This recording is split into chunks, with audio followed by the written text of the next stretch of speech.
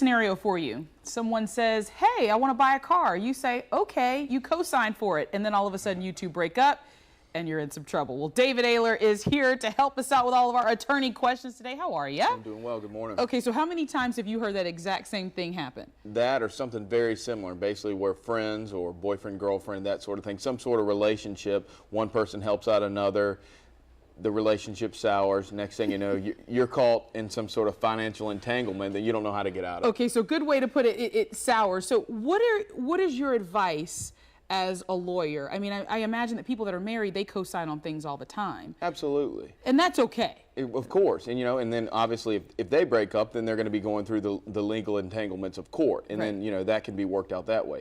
But the problem is when you co-sign for someone, whether it be your brother, your sister, your neighbor, your friend, your boyfriend, your girlfriend, that financing company or whatever agreement that you put in place, they're not concerned with whatever personal relationship you're right. involved in, and that's where the issues in lies, because people will come to me or come to an attorney and say, look, this person promised that they were going to make payments, or they promised this, or they promised that, or they owed me this. But when you sign that dotted line, you're only signing and you're only obligating yourself to those legal contracts. Whatever you have worked out with that person individually is outside what's on that contract, and that's where the problem really occurs, and people have a hard time really understanding that. But what if it's already happened? Let's say somebody's watching right now and they say, I've already made that mistake, I'm no longer with this person, and I have co-signed for them, and now we're in this pickle. What should they do? Well, first of all, if you can try to get the car or whatever item it may be refinanced, getting your name off, or someone may be coming in and substituting for you. Okay. If that's not an option,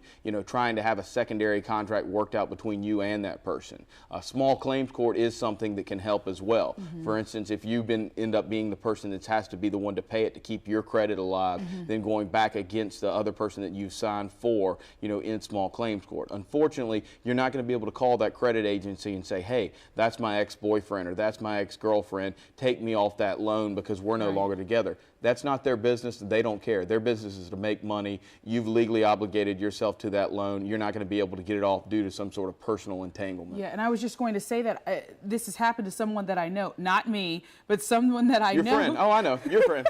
You hear that all the time. It did not happen to me, I'm telling you. But that was the issue. The person that was buying the car, they didn't care anything about their credit.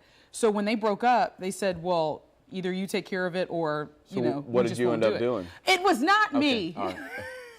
Seriously, but people out there, they might say, well, I don't care. I don't care anything about my credit, so I'm just going to do whatever I want to do. Exactly, and then that's what happens. The person who was the co-signer was the one with the good credit in the first place. Right. So they end up helping a friend out. Then the person who had bad credit ends up, defaulting on the loan, comes back to that original person again. They end up having to pay off some sort of item that they don't even have. And again, you get back to that original point. You were co-signing for someone who didn't have good credit in the first place. To keep your good credit, you end up spending a lot of your money. It's not a good position to be in. Never a good thing. Moral of the story is what?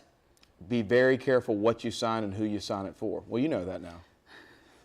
There you go. David Aylor tried to buy a car. I co-signed, and here we are today. We're back with Low Country Live in a moment.